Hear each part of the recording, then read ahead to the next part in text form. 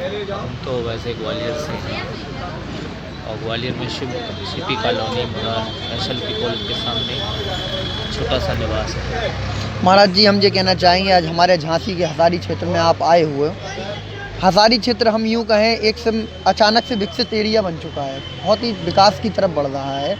और आज आप यहाँ कथा काफ़ी 2 दिन या 1 दिन 2 दिन हो रहे हैं, क्योंकि कलश यात्रा भी यहाँ पर हुई। कैसे रस लग रहे हैं आपको, क्योंकि आप यहाँ लगातार निरंतर कथा कर रहे हैं और यहाँ की जनता जो आपसे जुड़ती है, तो कैसा आपको मनोबल रहता है? मैं तो पहले भी यहाँ कथा कर चुका हूँ जी जी। और यहाँ की भावुकता, यहाँ की भक्तिमय पब्लिक की ये सोच बहुत ही भक्तिमय प्रेममय है। और ये शिव पुराण की कथा नहीं है, ये शिव क्या है, शिव एक विश्वास है, श्रद्धा विश्वास रूपणों, शिव को विश्वास कहा है।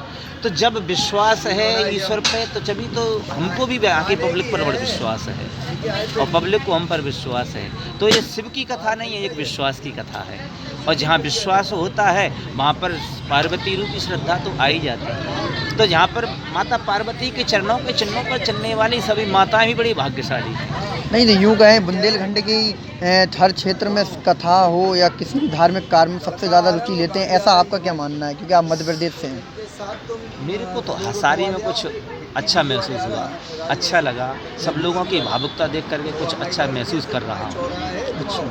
और ये हसारी, और मैं तो ये कहूँगा ये हसारी से कि ये हसारी तू सबको हसारी, हाँ। ये हसारी तू सबको हसारी, यही भगवान भोलेनाथ से प्रार्थना है और यही मैया पार्वती जी से प्रार्थना है कि मैया पार्वती जी इन हसारी वासियों को सबको हंसाती रहे, सबकी हसारी और सबकी हंसी आती रहे और सबको हसारी। यहाँ के जो जजमान हैं इस समय बाढ़ की समस्याओं को देखते हुए चुनाव मैदान में भी आने की सोच रहे हैं, तो इस पर आपका क्या विचार रहता है? मैं तो पब्लिक से यही कहूँगा कि जो यजमान के लक्षण होते हैं वो आप सबके समक्ष हैं, आ रहे हैं, दिख रहे हैं।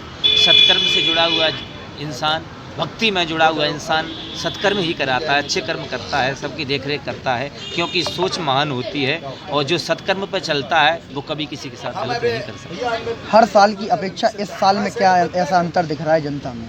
परिवर्तन अच्छा लग रहा है। धन्यवाद सर। मैं हसारी निवासी नितेंद्र भूतपूर्व सैनिक हसारी में निवास करता हूँ। कौन सी वार्ड संख्या आपकी? वार्ड संख्या 9 में है। आप तो काफ़ी सेना से जुड़े हैं और हर चीज़ में आप एक्टिव हो। आज जब देख रहे हैं आप 2 दिन से 3 दिन के जो दृश्य को यहाँ पर जो बाढ़ के सभी आ रहे हैं, बाढ़ नहीं और बगल से हर जगह से आदमी आ रहे हैं, कैसा दृश्य यहाँ का लगता है आप लोगों को? और जो कथा रहती है किस प्रकार जनता को एक संदेश जाएगा? ये जहाँ तक मेरा ख्याल है, जानकारी शिव महापुराण की हसारी में पहली कथा है।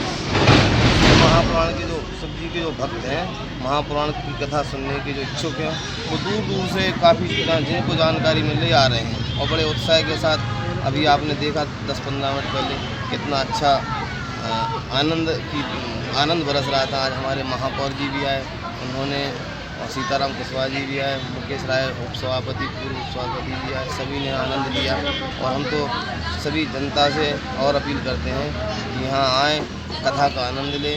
अभी 2, 3, 4, 5 तारीख तक कथा और है, 12 से 3 तक ये कथा चलती है।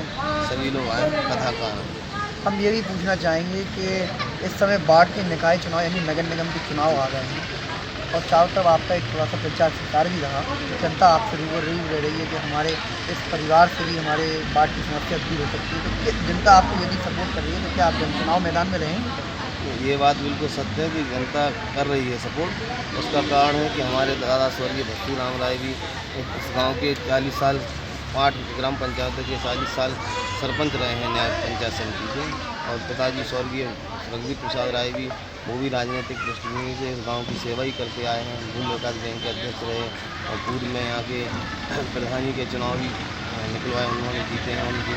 तो लोग उम्मीद लगाते हैं कि हमारा परिवार हमेशा से सेवा ही करता आया और हमारा तो ये हर वर्ष का संकल्प ही है।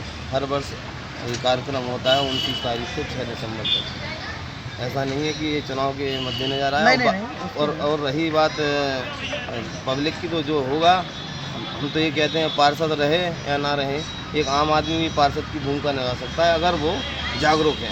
नहीं, हम ये भी पूछना चाहेंगे इसी माध्यम से आपसे कि आपने कही जनता आपको सपोर्ट कर रही है, ये हमारा मानना मीडिया कह रही है। अच्छा अच्छा। परंतु यदि अगर आपको टिकट नहीं मिलता है, कोई पार्टी नहीं दे रही, तो क्या आप निर्दलीय मैदान में आकर चुनाव को प्रस्ताव रख नहीं, सकते हैं? मैंने तो टिकट अभी मांगा ही नहीं है। नहीं, किसी पार्टी से नहीं, नहीं लेकिन मानते हैं कि यदि अगर पार्टी जनता को, ये जनता जनार्दन का निर्णय होगा, और सभी हमारे जितने कथा और इसके अलावा जो सब चिंतक हमारे मिलने वाले हैं, सभी कहते हैं चुनाव मैदान में आने के लिए। जब सबका निर्णय हुआ तो फिर हम क्या हैं, तो प्रभु की इच्छा होगी वो होगा। धन्यवाद। आप वार्ड में जा रहे होंगे, कौन से वार्ड्स की समस्याएं आप देख रहे हैं?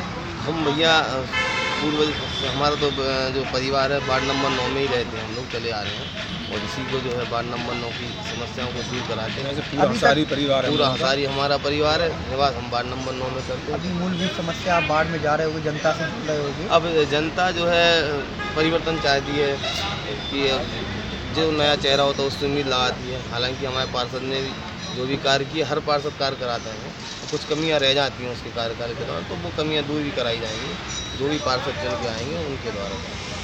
शांत राय हूँ, मुख्य यजमान का छोटा भाई हूँ।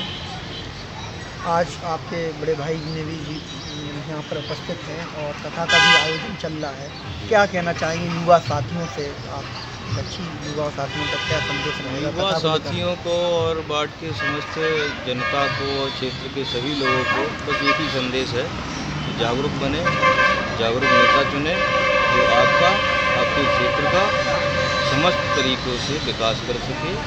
आगे इन सारी चीज़ों का लोगों को सही योजनाओं का सही मद्देनज़र से उनका सहयोग होता रहे, निष्पक्ष चीज़ें होती रहें। और आज जितने भी यहाँ पर सभी आ रहे हैं, आप लोगों की इस तरह कथा में मदद सी रहती है, चारों तरफ युवा जुड़े हैं, लगे हैं निरंतर, उन तक भी एक संदेश क्या है? संगठित रहें, नियंत्रित रहें, एकजुट रहें। धन्यवाद।